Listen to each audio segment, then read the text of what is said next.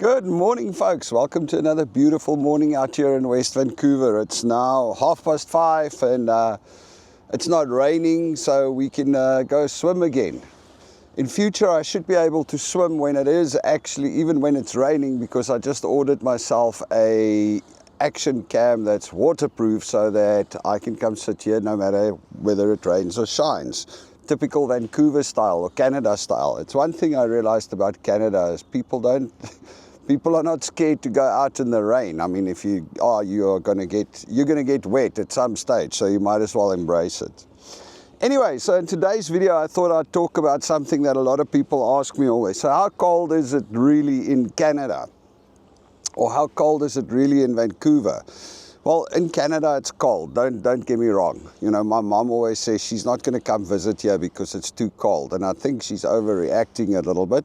The reality is it is cold, especially in the rest of Canada. I mean, in winter, it gets like -20, -40 in some places in Alberta. I mean, it gets really bad.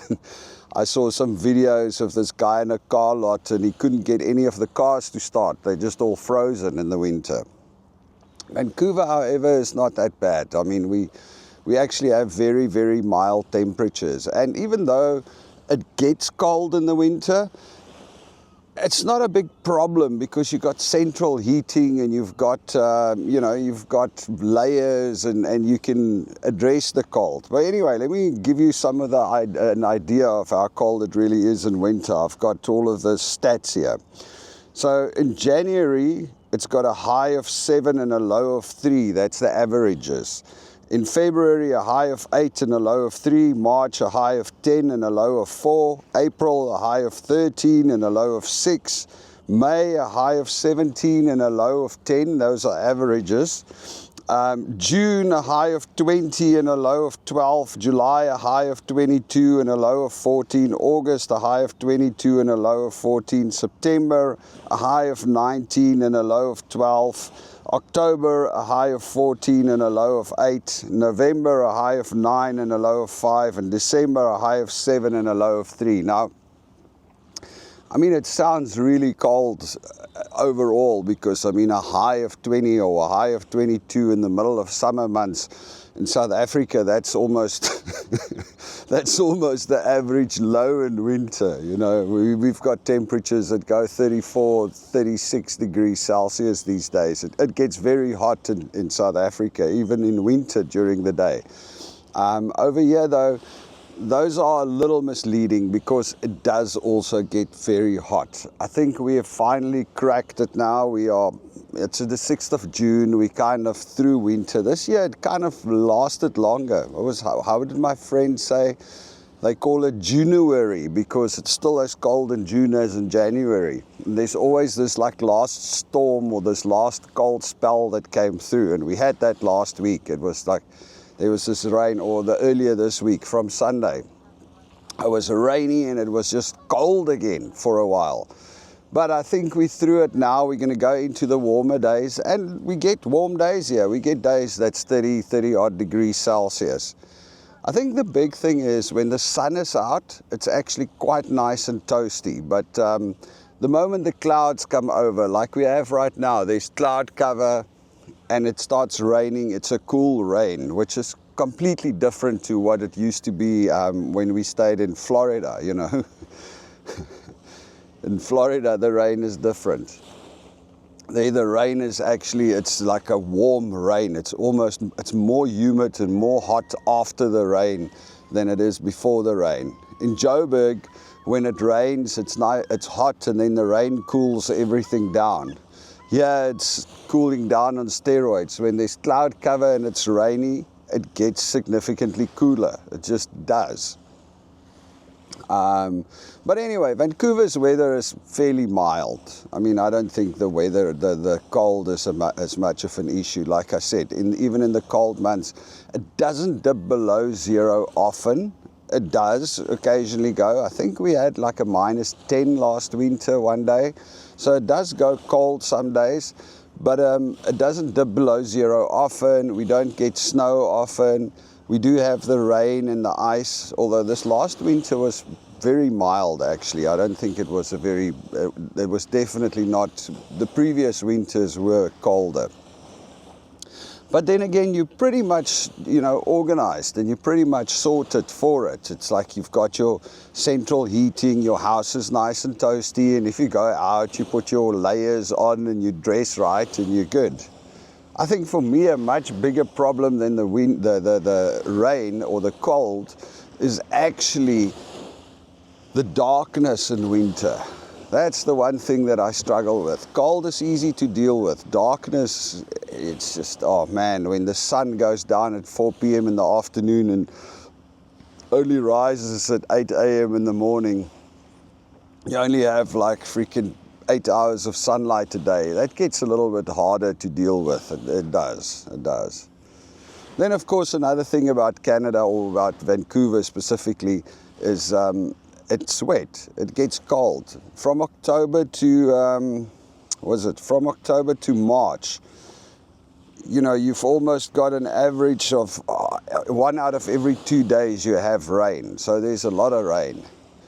And then weirdly enough, in the summer you somehow end up with a drought. It's nuts. It is actually quite crazy. But yeah, so you have lots of the rain days. January half, 15 days of rain. February, 13 days of rain. March, 14 days of rain. October, 12 days of rain. November, 16 days of rain. December, 15 days of rain or snow.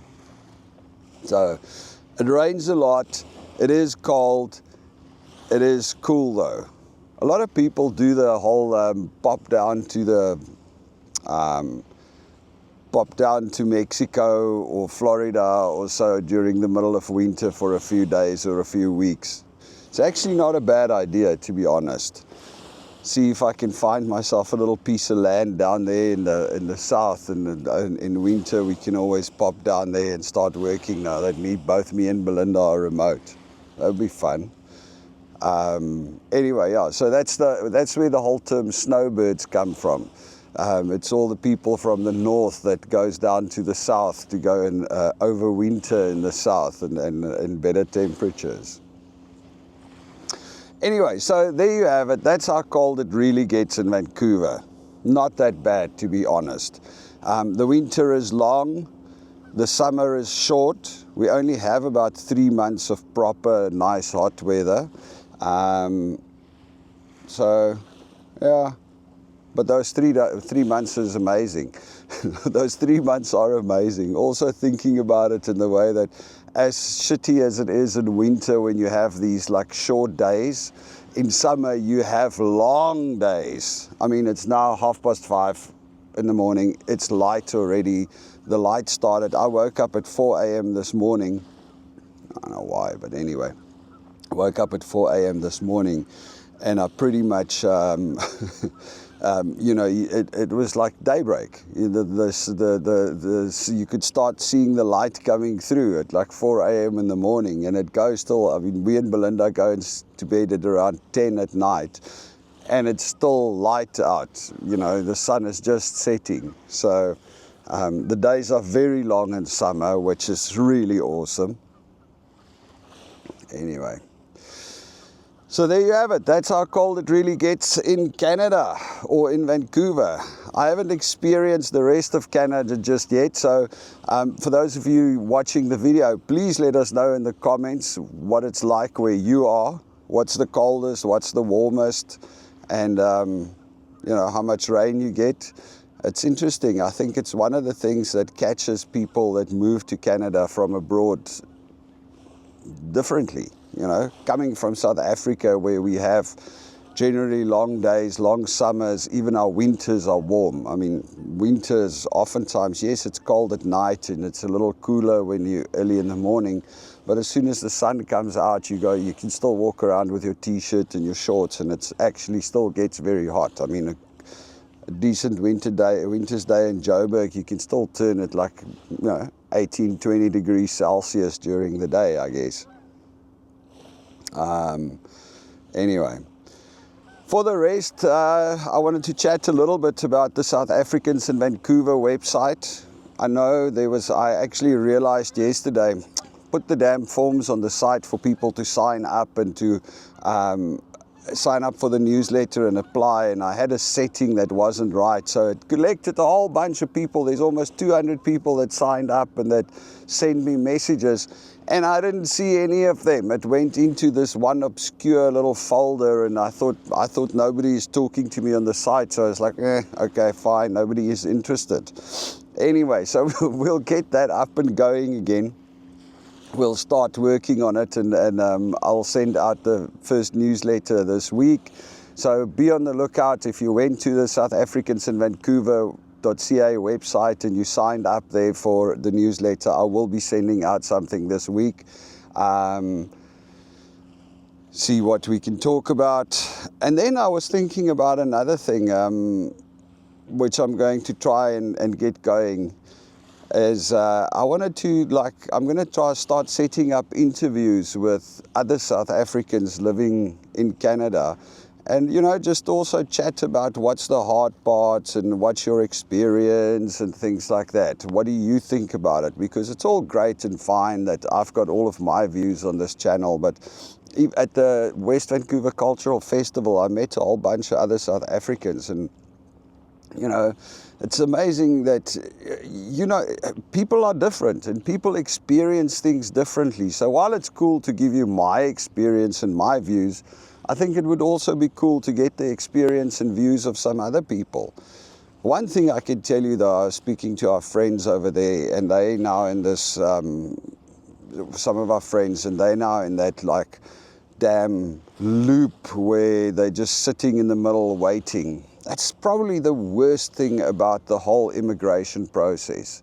And so many people that I've spoken to has gone through it. Now, I know there's people that go through the immigration process and it's a cinch. It's easy, you just fly through. Because your company sends you or something like that. But a lot of us that come here on work permits and then have to convert to PR, man, that's that stupid time that you have to sit and wait for the IRCC to actually approve your documents. It's like these friends of ours, they've been here now, I think almost 2 years.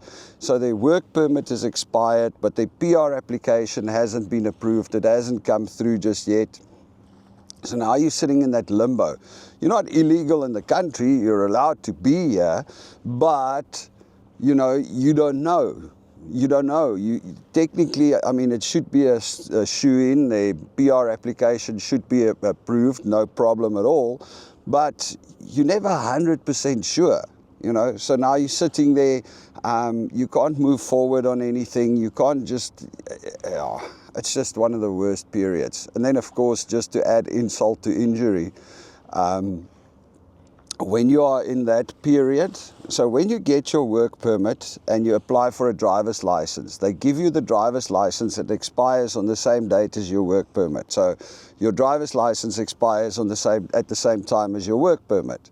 Now, when your work permit expires and you haven't received the extension yet and you haven't received your PR yet, you get a temporary driver's license, and you have to go every 30 days to go and renew your driver's license. So every 30 days for normal people, they have to take time off work to go and renew their driver's licenses. And you got to go and stand in a queue and go through a whole process. I mean, it's not like they test you or do anything. You just have to go there and stand in the queue and fill out your forms and submit it and make a little payment, and then you get a new paper and you're good to go for the next 30 days. It's just silly. And like I said, even for those that are 100% sure that they will get their permanent residency, because it's just, there's nothing standing in the way, even if you are that sure, you still have this thing in the back of your mind. So what if it doesn't happen? Remember, you're talking about people that gave up their lives. They've moved everything right around the world to the other side of the earth, and moved everything right around the world to the other side of the earth, and it's just the unsurety. I guess that's one of the hardest things for most people when you are here. It's like people come here, they arrive here, they have the euphoria, it's all nice and wonderful. I mean, Canada is an amazing country. It's a beautiful country. It's safe. It's like there's a lot of positives. There are some negatives, but there's a lot of positives, and you enjoy it here. And then suddenly you go, after 2 years of your work permit, you go into this like sudden spot where you are not sure. That hurts. It's harsh for a lot of people. But, you know, it is what it is. Like I said to them, you just stop thinking about it. It'll come right. You're good. Just carry on. That's all you can do, right? You can't lose hope. You can't go and stress yourself crazy. I know at that time when we went through it, Belinda was watching like 100 videos a day of people talking about PR and how long it takes and where it's at, and you know, it was her way of coping, but it was it's crazy. It was crazy. And then of course, you know, you have to do all of this stupid paperwork, which is the nuttiest part. So I mean, for us, and I was chatting to our friends, it's the exact same thing. So we were here on my work permit, and Belinda had an open work permit tied to my work permit. And we had our PR application, our PNP, our PR application in. Our PNP was approved, so we were waiting for our PR to be approved, which wasn't going to be a problem. But it wasn't approved yet when my work permit expired. Now, you can't just bank on the PR being approved. So we had to put in an application to extend my work permit. We put in an application for Belinda because she had a job to get her own work permit, so that if there's a problem with my work permit, we can operate under her work permit. We had applications in for the kids for study permits because, you know, the thing is, as long as you have an application in, you're good to go. We had applications in for the kids for study permits, and then we had our PR application in. So we had all of the stupid applications in at the same time because, you know, it is like I said, you stress, you don't know what's going to happen, how long is what's going to take, and you just kind of sit there and you have to just figure it out and make it work. And then, of course, you know, the other crazy thing is like you have to pay for each of those applications, and stupid things like your biometrics and your medical. It's like, okay, you need to pay a $75 per person biometrics fee, but you pay it for each of the applications. And they don't give you the money back. It's not like, oh, well, because that's actually to go and do your biometrics, you know, when you get approved, or just before you get approved. So we had to eventually go and do our biometrics for our PR, which we did.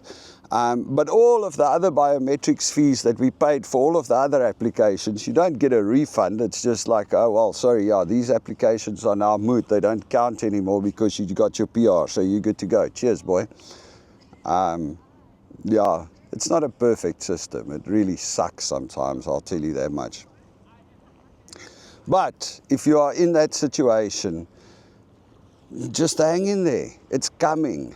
I know it's slow and it sucks, but it's coming. They do eventually, your PR comes through, and then things change again, and you've got surety, and then, yeah, I mean, then you're a Canadian. We are Canadians now. Permanent residency, we're good to go. A year from now, less than a year from now, we'll do our citizenship applications. So, you know, and then we are fully fledged Canadians. I can't wait. Of course, Belinda gets mad at me because I go, so often I go, I go to the US. I've got to drive to the US again today to go do some work there. And every day I drive to the US is a day longer that we have to wait before we can get our PR application in. So she's not super happy with me always going to the US. But it is what it is. Anyway, then of course, I'm very excited. We got some good friends of ours coming through in August, Brendan and Linda and their kids, to come and visit. They've been you know, they also have been traveling all around the world, and we run into them occasionally. They were in Canada, in Montreal, in Quebec. In 2019, we visited them there for 3 weeks. They now live in Atlanta. We visited them in Cape Town. When we were nomadic, they were also nomadic, so we always kind of ran into each other. Amazing people. But anyway, they're coming to visit us in August, so I can't wait for that. Around Belinda's birthday. This year is a big birthday. I need to make some plans to treat my wife on her birthday, but I know with a new job she doesn't have leave. It's her 50th, so I need to do something good this year. Anyway. Alright folks, I need to do my breathing exercises and then get ready to do a swim. I see there's a couple of ladies already in the water this morning, so it's an early one. I'll see Dries said he's going to join me for a swim today as well, so let's see if that happens. He's not, it doesn't look like a perfect swimmy morning, so maybe he'll pitch, maybe he won't. All right, let me get on to the breathing exercises. I'm going to turn you guys towards the water. I see there's some cruise ships coming in that you can look at and watch. And with a little bit of luck, we might have a little bit of sunshine coming through shortly.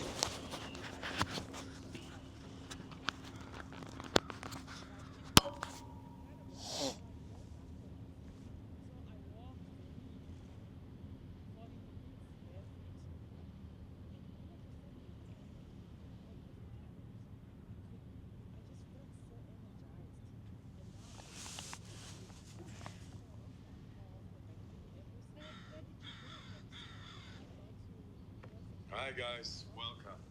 This is a guided breathing session. Relax to the deepest. Lie down, sit down, whatever it takes. Relax. Are you ready? Here we go. Round number 1. Breathe in, breathe out. Breathe in, breathe out. Just go with the flow of the breath. In, out. In, out. In, out. In, out. Into the belly, into the chest, and let go. Like a wave. Make it circular. Fully in and letting go. Just keep on going. No pause between inhalation and exhalation.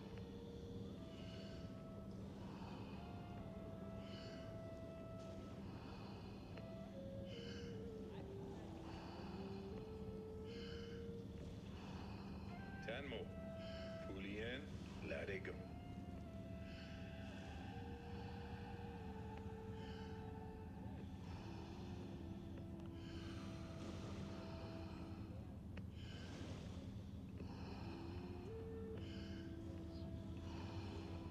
Five more. Let's give it all we got.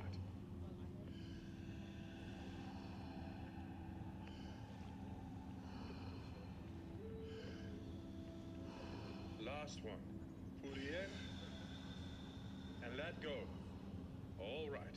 1 minute breath hold from now on.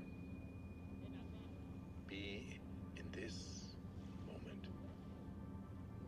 Let the body do what the body is capable of doing. Be aware of your heartbeat.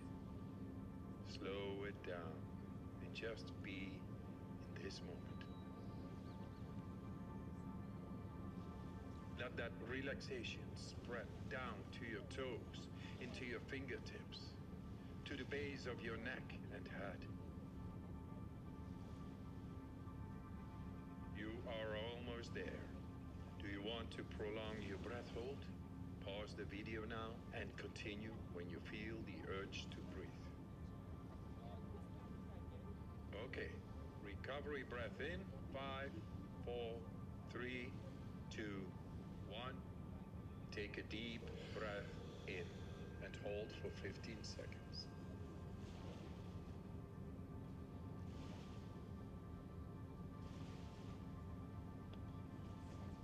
Exhale in 3, 2, 1. Let it go. Round number 2. Back into that rhythm. Breathe in, breathe out. Breathe in, breathe out.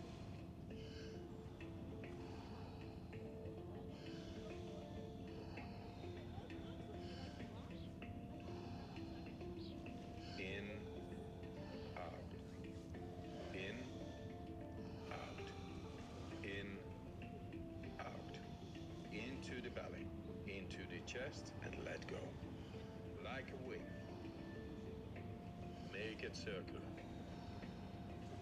Fully in, letting go. Just keep on going. No pause between inhalation and exhalation.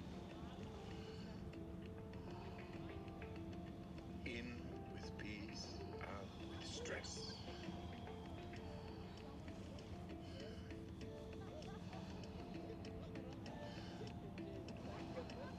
Ten more.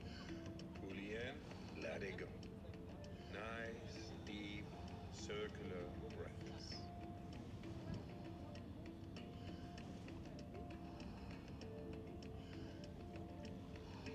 5 more. Let's give it all we got.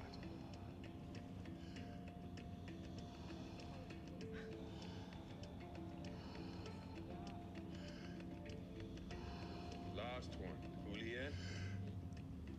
And on the exhale, stop. 1.5 minute breath hold from now on. Feel. Become aware of your body.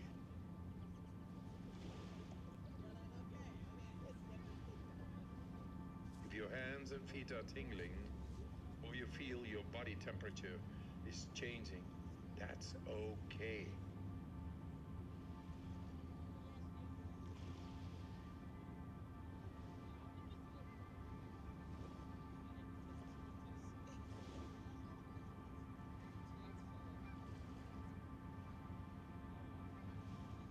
You're doing fantastic.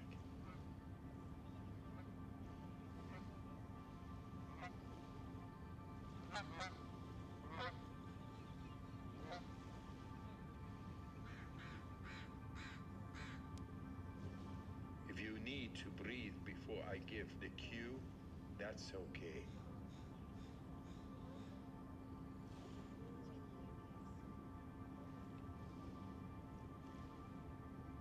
You are almost there. Do you want to prolong your breath hold? Pause the video now and continue when you feel the urge to breathe. When you're ready, fully in and hold for 15 seconds.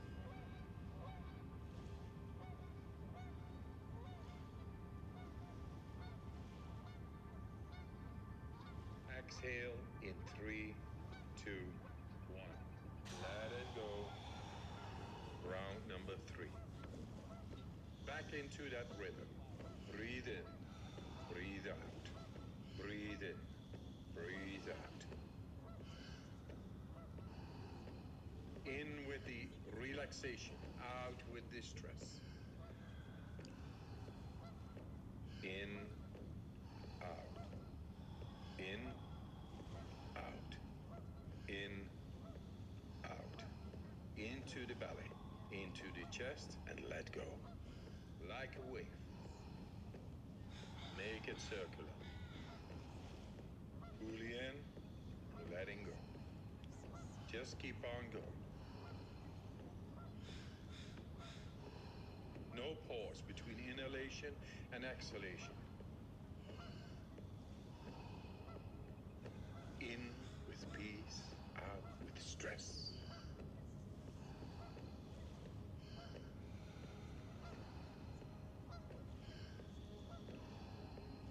10 more. Fully in, let it go. Nice, deep, circular breaths.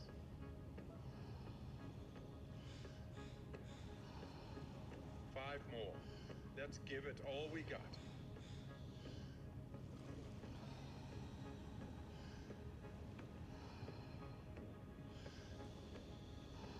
Last one. Fully in. And on the exhale, stop. 1.5 minute breath hold from now on.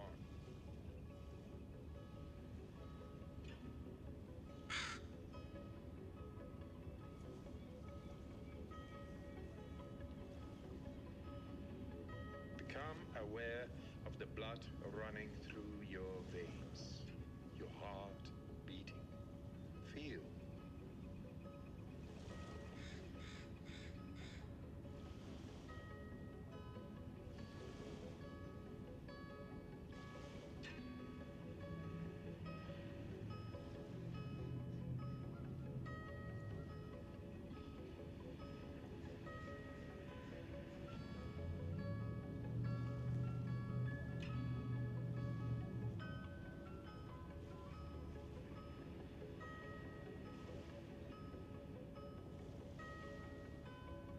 Thirty seconds left.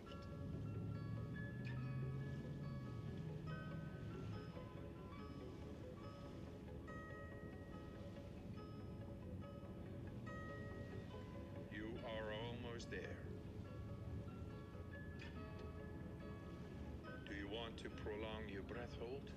Pause the video now and continue when you feel the urge to breathe. All right. Breathe in and hold for 15 seconds.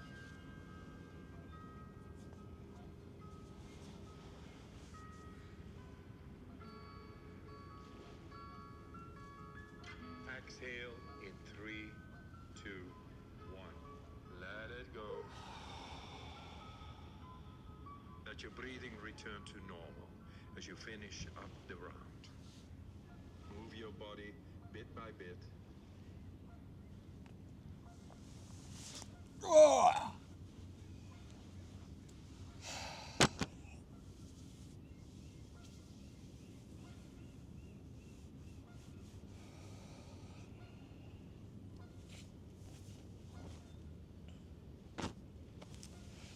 All right, here we go, swim time.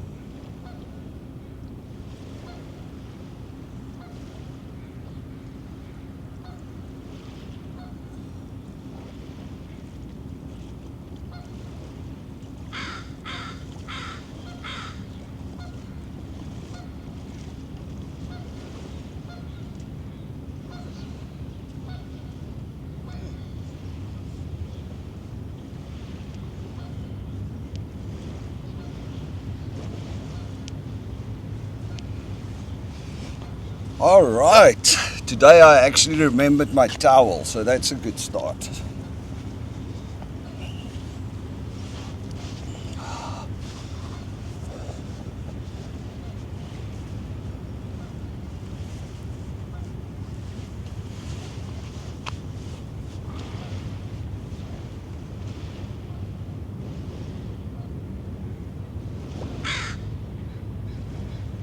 Hey, check out the new cruise ship. The Silver Sea, it's the first one I've seen. First time I've seen this one coming through. How's that? The Silver Sea. What silver? Sure. Silver Nova. Silver Sea. We still want to go on a cruise. I think we need to book a cruise. That sounds like fun.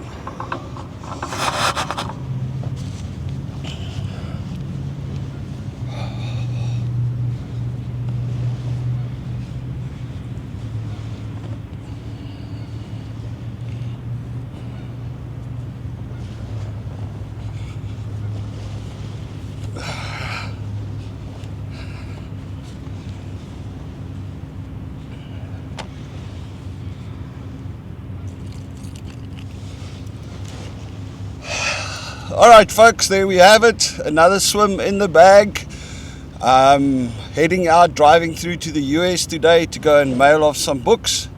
So it's going to be a fun one. Cheers.